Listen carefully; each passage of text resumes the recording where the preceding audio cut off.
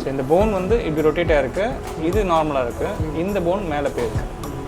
So இது வந்து சென்டராக இருக்கணும், கொஞ்சம் மேலே ஷிஃப்டாக இருக்குது. மெக்கானிக்கல் ஃபால்ட் தான். இது வந்து ஸ்டேஜ் 2 தான். So we can recover this. Right, நான் இப்போ செக் பண்ணிடுறேன் மூமெண்ட்டில். எஸ், பெயின் இருக்கா காலை மடக்கும் போது? கொஞ்சம் வீக்னஸ், மசில் வீக்னஸ்னால தான் எங்களுக்கு பெயின்.